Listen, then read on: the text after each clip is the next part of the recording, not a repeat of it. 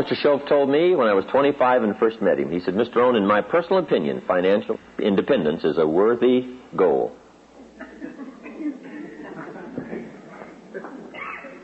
Now, he really said that for a reason, because a lot of people are having problems with financial independence simply because they have some moral issues really confused in their minds about the value of money, or the danger of money, or having too much money, or that the true values of life are not wrapped up in money, so money really doesn't matter that much. And some people have some problems in this area, and I'll admit I had some. When I first started making more money in 1 month than my father made in 1 year, at first I was very disturbed by that. And guess what? For a long time, I wouldn't even tell my parents. I didn't tell them. I said, what are they going to think? I make more money in 1 month than my father makes in 1 year. How can I tell them? And I was really confused about that. I was really bothered by that for quite a while. I think it was several months. No, because here's when it ended. I finally worked up the courage to tell them how I was doing. I can't remember now just how I put it. I was just trying to figure out some way to put it right, to break the news to them so it, wouldn't be, too great a shock. When I told them what I was doing and what was happening and what was going on, they were just incredibly delighted. They were terribly happy, terribly excited. And I discovered that I'd worried and been bothered all those months for nothing. Because I had this in my mind. How am I going to justify it? How am I going to, work this whole thing out? How are they going to feel? And sure enough, I had just conjured all this stuff up in my mind, and it really was not real. But some people really have some problems on financial independence because they feel that the morality of earning lots of money is a very valid question. Every once in a while, someone after my seminar says, I think you talk too much about money, success. And that's not where the good life is. The good life is not just money and success and making a lot of money and doing well financially. And I understand that. I really do. And I have pondered those subjects all these years. And I don't want it to make it seem like just going for money or financial success is where the true values are. They are not. And hopefully in my seminar I've got enough in there to try not to mislead people that I'm just thinking of financial success. But, so Mr. Shove said to me, in my opinion, financial independence is a worthwhile objective. He said, here's why. He said, Jim, once you get money out of the way, you can't believe the other dimensions of your life you can work on. Once you solve the money problem, he said, now you'll have the time, more time, to work on certain other projects of your life that will really start to grow and expand. So he said, for that reason, I think financial independence is a worthwhile objective.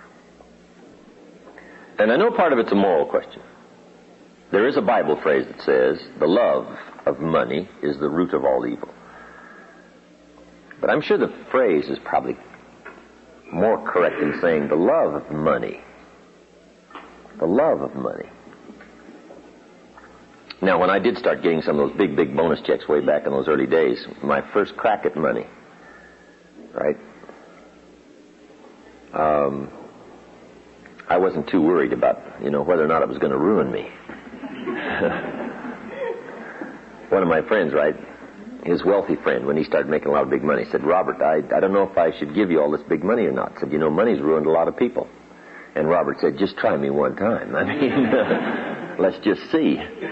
So we're all willing to go through it, I'm sure, that first time. But I know it is a moral question. Sometimes it's something you just have to wrestle with. But here's what I found out. Financial independence is not something you have to throw away all other values to acquire. You don't have to throw them all away. Now, you could, and that would be foolish. If there's half a dozen major values and you threw away 5 to go for 1, see, that would be foolish. But in my opinion, you really don't have to. But now in the moral question, for those who press me a little bit about talking too much about money and finance and being successful, I have another question in response, sharpening up my debating skills. And here's my question. If you could do better, should you? That's pretty good. On my side of the debate, right? If you could do better, should you? Sometimes people use the moral question as an excuse to be lazy and not to improve. Then on the other side, part of it is just the challenge to see what you can become, regardless of what the amount is. A man said to me one time, well, Mr. Owen, I'm making about $50,000 a year. Isn't that enough? And I said, yes, it's enough if you're bumping your full potential. But if you're capable of $500,000 a year, you're somewhat of a loser. See, it's not the amount that counts. It's the extent of your reach that counts. That's what we want to do. Employ the full extent of our reach, whatever that amount turns out to be. If it's $5,000 a year, wonderful. If you're really extending yourself economically, doing the best you can, and those numbers turn out to be $5,000, wonderful. If it's $50,000, wonderful. If it's $500,000, wonderful. As long as you're extending yourself, your mental, personal capacity to its limit, whatever those amounts are, those are the amounts. Because Mr. Schoaf had this simple philosophy.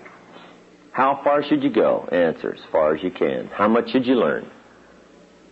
As much as you can. How many books should you read? As many as you can. How much should you earn? As much as you can. How much should you share? As much as you can. What should you accomplish? As much as you can. That's a good philosophy. What could I do in comparison to what I am doing? What could I do to extend my reach? Am I fully employed? Good question. And I think that's the answer to some of the moral question. If you're properly using your 8 hours and you're extending yourself and you're doing your best, whatever that amount is, that's the amount. But financial independence is a worthwhile goal. If you can finally set money aside as being such a major object in trying to accomplish and paying the bills. And Mr. Schoaf said to me, Mr. Owen, I think the only way to get money out of the way is to have plenty. So I went for that. Here's what also I found out. The time you've already set aside for labor is enough time to become wealthy. If you're working 8-10 hours a day, that's about it. You can't put in more than about 8 or 10. But see, if you better utilize that 8 or 10, and you double, triple, quadrupled your income, see, that would be okay. Just better utilization of the time you're already spending laboring, just a better use of it. Now, see, if you start throwing your health away by going for the money and working 20 hours a day, and slighting all your friends, and walking away from your family, see, now you've lost all the other values to go for one, and that would be, in my opinion, shortchanging yourself. But financial independence, let me give you just a few clues on financial independence, because part of it depends on the plan you have. It isn't necessarily how hard you work, or whatever else you sacrifice to go for it. You really don't have to do that. Most of us live long enough, and especially in this country of unique prosperity, we have chances enough to fairly quickly, before too long, solve the money problems of our life. One of the major reasons why most people don't is because they're operating on the wrong plan. And here's the key. It's not so much what you earn as what you do with what you earn. It's not so much what you earn as what you do with what you earn. I think according to the latest figures, the average person in this country now, in a working lifetime, makes $500,000. Average. In a working lifetime. The question is, at the end of the working lifetime, where is it? Now, see, some people have got it, and some people haven't got it. Right? They both earned it, but they both didn't keep it. And part of it is just simply operating on the wrong plan. For financial independence, here's a good book to get, to start giving you some ideas. It's called The Richest Man in Babylon. The Richest Man in Babylon by Clayson, George Clayson. a good book to start with on financial independence. Neat little story. Give you some great ideas. Here's the theme of the book, The Richest Man in Babylon. Learn to live on 70% of your net income. This is just a suggestion plan. Learn to live on 70% of your net income. Now, net simply means after taxes, because that's the only money you get to see anyway, right? Jesus, master teacher, said, pay Caesar first. And in this country, Caesar takes it before we ever see it, right? So, Caesar gets paid. But those were the instructions. Pay Caesar first. Okay? Give Caesar what belongs to Caesar. In translating this into kids' language, we call it the care and feeding of the goose that lays the golden eggs. Everybody's got to be taught the care and feeding of the goose that lays the golden eggs. You don't tear up the goose and divide it up. Guys, I got me a handful of feathers. Say, oh no. Somebody else says, I got me a wing. Say, oh no, poor goose. Right? We won't have a goose very long. You must care and feed the goose that lays the golden eggs. And you say, well, the goose eats too much. Well, that may be true. Maybe we all pay a little too much in taxes, I'm sure. Right? The president is trying to get through the Congress some way to reduce our taxes so the goose won't eat too much. And every goose has an inclination to eat too much, right? So the government spends too much money. The goose is overweight. I understand that. But we're all a little over, right? Everything by longevity tends to get off course. Everything. Everything needs to be corrected. And that's just part of life. The longer something goes, the more tendency it is to eat a little too much, indulge a little too much, try to gather up a little too much power. You know, that's just natural, right?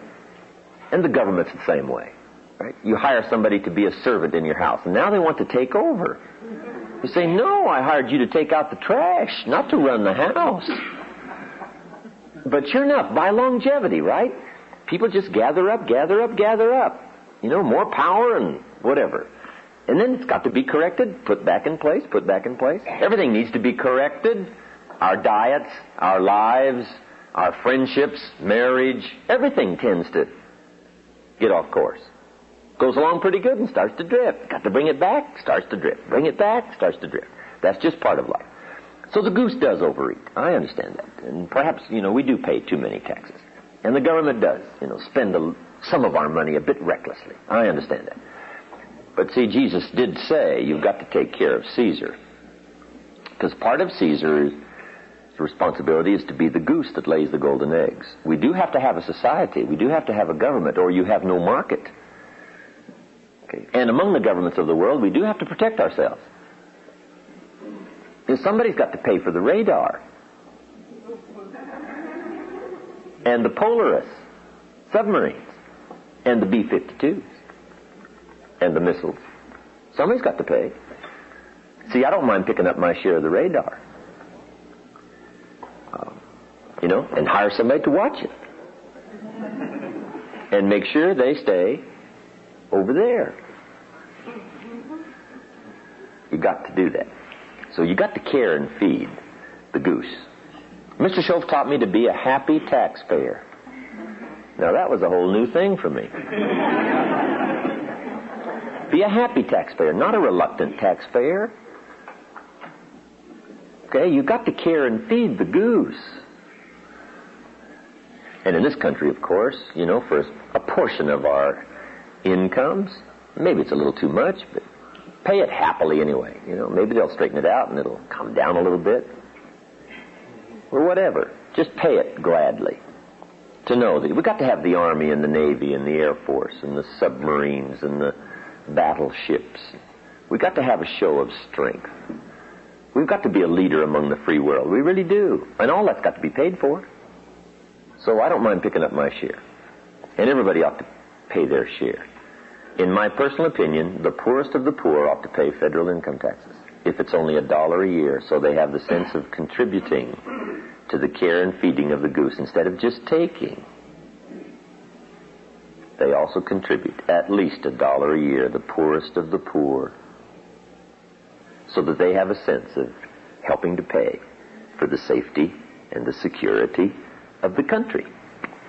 Because see, with our present Navy and Army and Air Force and the governmental structure and what safety we do have around the world, keeps us here secure in our homes, right, where we can work and enjoy each other's, commerce possibilities, trade goods and services, and make money, enjoy ourselves, and have parties. Now, if somebody's willing to do all that out there while we're here having fun, making money, and having parties, I don't mind picking up my share of the tab.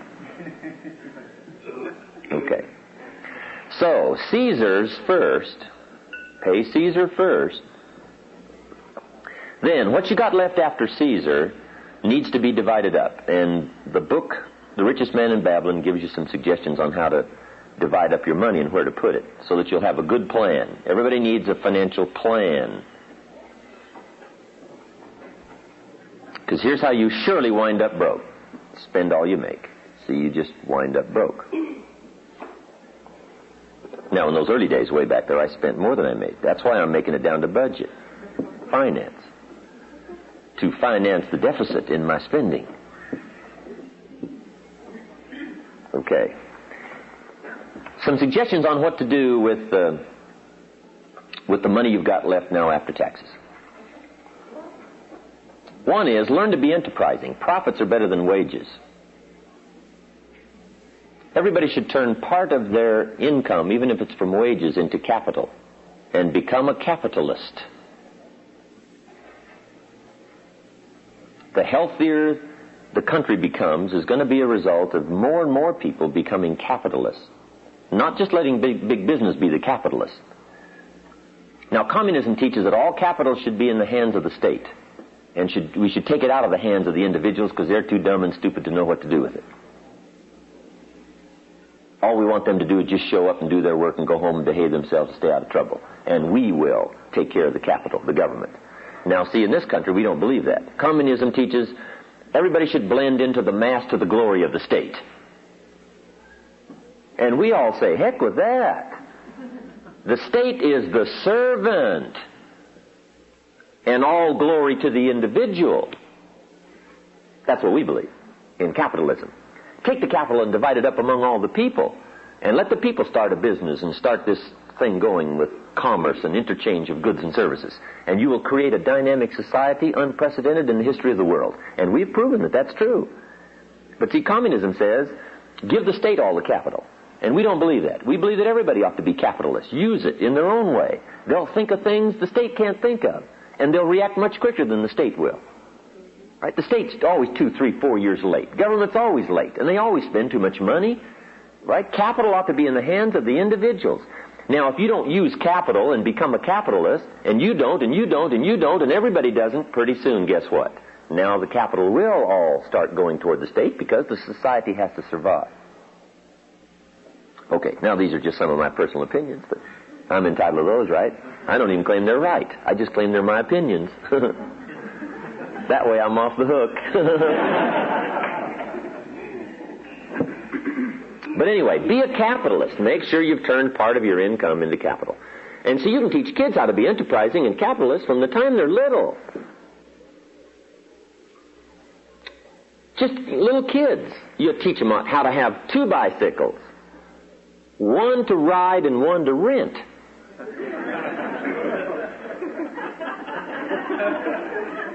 To earn money. Okay. And teach kids how to earn money, not just get a job. Teach them how to be enterprising. Teach them how to sell. One of the best ways to learn about life is just get out and sell something. And little kids can sell. Teach them how to buy a bottle of soap for $2 and sell it for $3. Right down the street. Your market's next door. You don't have to go very far. Teach kids how to knock on doors. Say, Miss Brown, I got this soap. It's the finest in the world. Teach them how to do that. And then teach them all the advantages of being a kid. Some people will buy from you just because you're little. They will. It's an advantage. And the littler, the better. So you teach them how to be little. And you've got to hurry because you won't be little forever, right? Get out there and take advantage. Right? So a little kid knocks on the door and says, Miss Brown, I've got this soap. It only costs $3 and it's the best there is. And I'm your neighbor. I can take care of you. You should buy it. And besides, I'm little. Miss Brown says, hey, I appreciate you coming by. That's really nice. I appreciate that. But look, I've already got plenty of soap. Little kid says, well, let me come in and check. Right? See, kids don't mind doing that, right? I mean, they know how to overcome objections. You don't need to give them classes. They're incredible. Now, a little kid makes a sale, it's got $3. Now what you got to do is not only teach them how to earn the $3, how to get the $3 by making a sale. Now you got to teach them what to do with the money. Now, it's very simple what to do with $2, right? Set it aside so you can buy another bottle of soap. Kid says, well, that makes sense, otherwise you'd be out of business. That's right.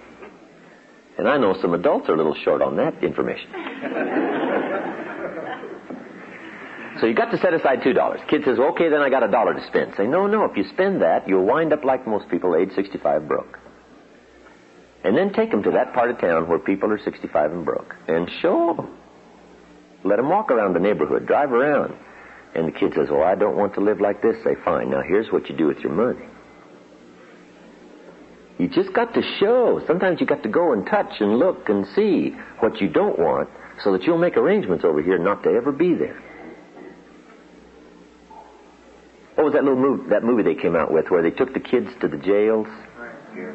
Scared Straight. Let them visit with the prisoners, right? And firsthand they looked around, saw these bars in the jail, prisons, talked to some of the prisoners, and firsthand got somebody to say, whatever you do, don't come here. Now that's not some minister saying don't go there. That's the man saying don't come here. Whatever you do, let me show you what it's like. Here's where I have to sleep. I can't get out. I've got 15 more years to spend here.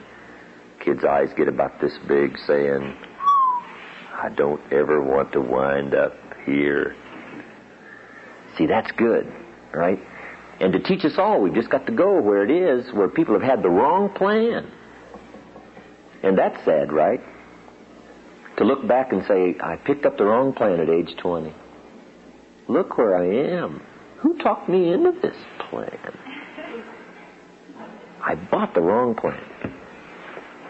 So then the kid says, okay, what'll I do with my $1? Say, here's what you do with your $1. 10 cents is for the increase of capital. And everybody ought to have the same plan. 10 cents out of every $1 should be for the increase of capital. Now, see, the kid understands this right away. He says, well, that's true. If you saved up your dimes and could buy 2 bottles of soap instead of 1, you save yourself a trip. That's right. Now, not only do you save yourself a trip, some people will sell you 2 bottles cheaper than 1. You buy 1 bottle for $2. They sell you 2 bottles for $3.80.